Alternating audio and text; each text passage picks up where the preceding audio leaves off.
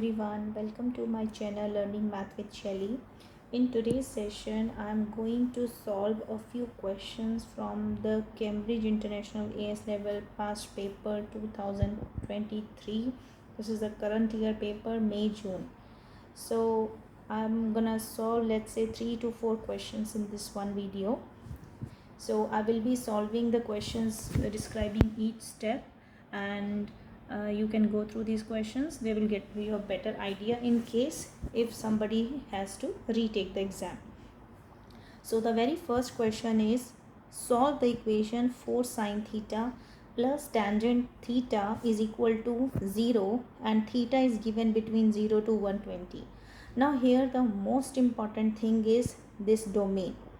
And normally what happens, domain is always given like theta less than equal to 180 greater than equal to 0.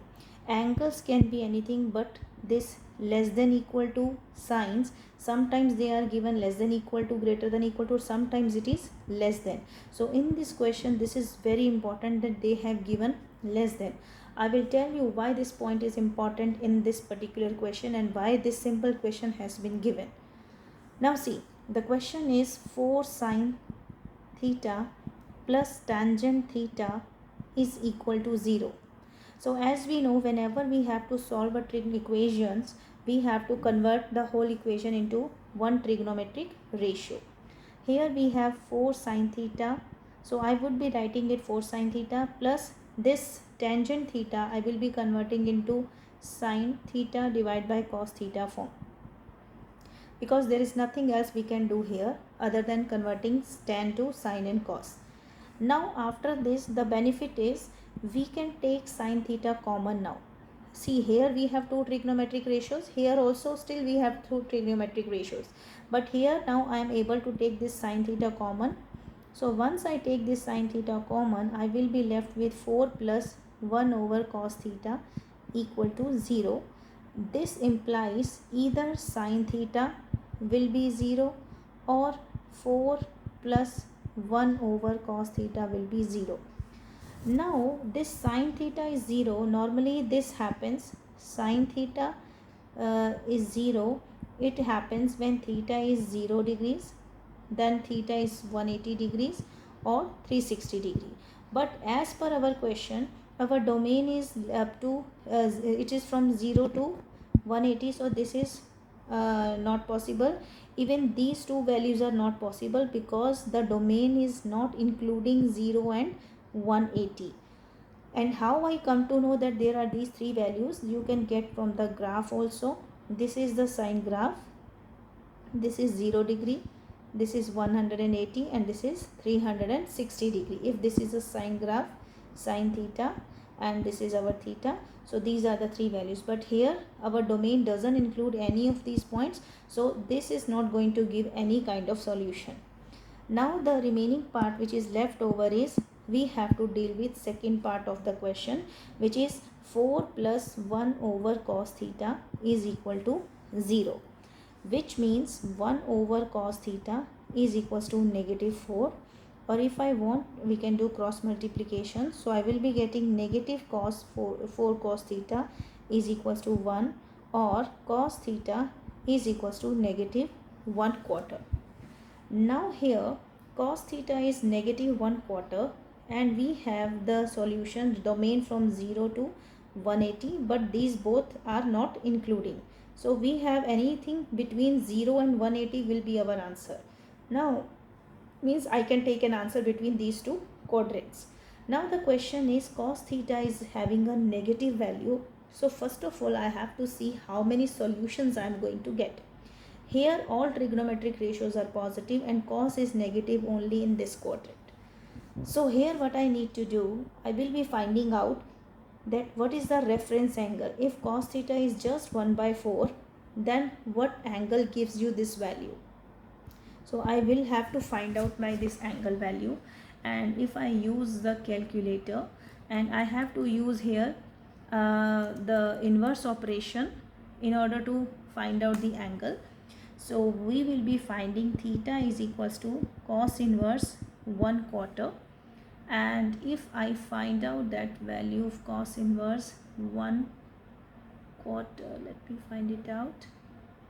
Yes, it is coming out as 75.5224878141. You can find it directly also, cos inverse negative 1 by 4, by typing it on your calculator. Now the question here is this value is showing a positive 1. This is for positive 1 by 4, but this negative sign in the actual question shows that the angle should be here. So that means that theta will be less than 180.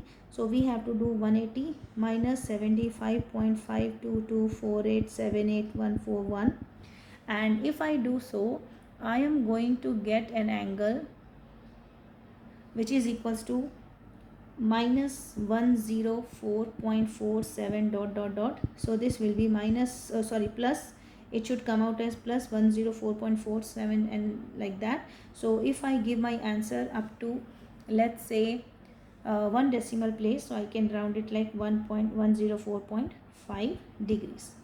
So this will be the only solution because it is coming between 0 to 180.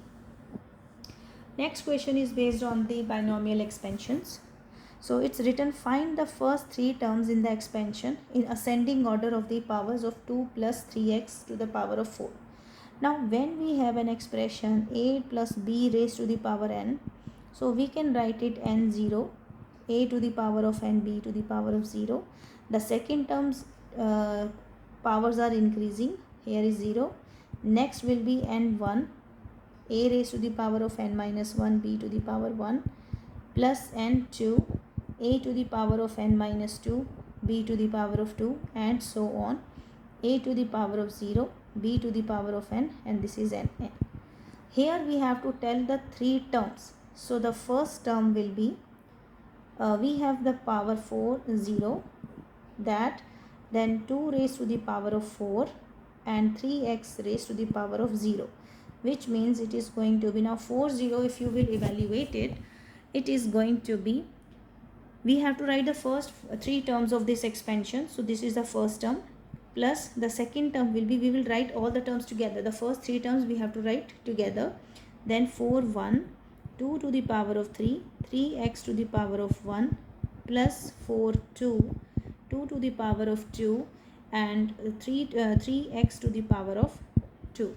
So this way we have to write, and when you will simplify using calculator, you will be getting it like 2 to the power of 4 is 16, 3x to the power of 0 is 1, 4, 0 is also 1.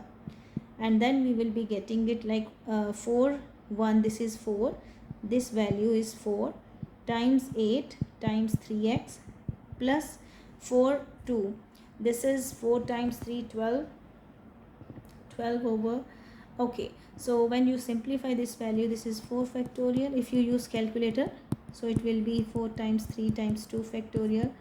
You can use calculator for this. So this is 6. So 6 times 4 times 9x squared. So as a final answer, it will be 16 plus 96x, plus if you multiply these values, it will be 216 x squared. So this is the answer for the first part. Now the next question is, find the first three terms in the expansion of the next part, which is 1 minus 2x raised to the power of 5. Now here the main thing is that the terms of this expansion will be alternate positive negative. So it will be 5, 0. The first term will be positive, 1 to the power of 5 negative 2x to the power of 0, plus 5, 1, 1 to the power of 4 negative 2x to the power of 1, plus 5, 2, 1 to the power of 3 and negative 2x raised to the power of 2. The first term will be just 1, and the second term, when we will be solving this whole part, it will be negative because of this negative sign. So this is gonna be, this whole thing will be 5. So 5 times 2 is 10, so this will be 10x. And then the last part, when you solve, because it is a square of negative term which is a positive number, so we will be getting it as 40x square. So this is the answer for the second part. Now the question is, hence find the coefficient of x square. Now see, we have three terms here and we have three terms in this part also. If I want the coefficient of x square, So how many possibilities are there? We have the first expression is like 16 plus 96x plus 216x square. We will take these three terms from the first expression and we have to times it by the second, because they have written hence, so I will write the three terms from the first one and three from the second one. Now when I have to collect the coefficient of x squared, no need to multiply this whole thing like 16 by 1 then 16 by this. Rather than I have to generate the coefficient of x square. So if I start with this 16, when 16 is a constant term, when it will multiply with any term containing x squared, when 16 will be multiplied by such terms, then only it will be getting x squared. So here we have 16 and it is multiplied by the second bracket. In the second bracket we have a term 40x square. So 16 will multiply by 40x square, it will give me a term containing x squared. Then second is 96x, when this term will be multiplied by another term containing x, because x times x will be x squared. So when this 96x will be multiplied by negative 10x, it will generate a term containing x squared. And in the last we have 216x square, already x square is there, so I need to have a constant term which it will be multiplied, so it is multiplied by 1. Now the thing is I have to give the coefficient only. Coefficient means I will not write this x squared term, because x square including x square it will be a term. I just need to write the coefficient. Means for example, if I have a term 9x, so 9 is the only coefficient. So I have to give the answer which is other than x square part. So 16 times 40 minus 96 times 10, because this multiplies like a negative term, plus 216, and this will give you a result of minus 104. Now the next question. This is a kind of transformation given. We have given two functions over here, and in these two functions we have to describe the functions are here f of x and g of x. Describe fully a sequence of two transformations which transforms the graph of y equal to f of x to y equal to g of x. Now see, there are multiple ways to do this question, but for me, if I have to do this question and how I teach it, I just take few points. It depends on the question. So here what I'm gonna do, I will be taking the corresponding points. Like for example, this corner point here, let's say it is A, and corresponding to it I am getting this point A prime. I will see how these coordinates are changing, but not one pair only. I will be taking two. One more is like this one and this one. Now here I see, if I go from A to A dash, because we have to show the transformation from f of x to g of x. This is very important, that we have to go from f of x to g of x. This is asked in the question, or it's reverse. Now if I am going from A to A dash, first of all I am going to write their coordinates. Now the coordinates of A are 3, 3, and coordinates of A prime are negative 3, 6. Then let's say this is coordinate B and this is B prime. B's coordinates are 1 and negative 1, and B prime's coordinate are negative 5 and negative 2. Now here I see this A is negative 3, A is positive 3.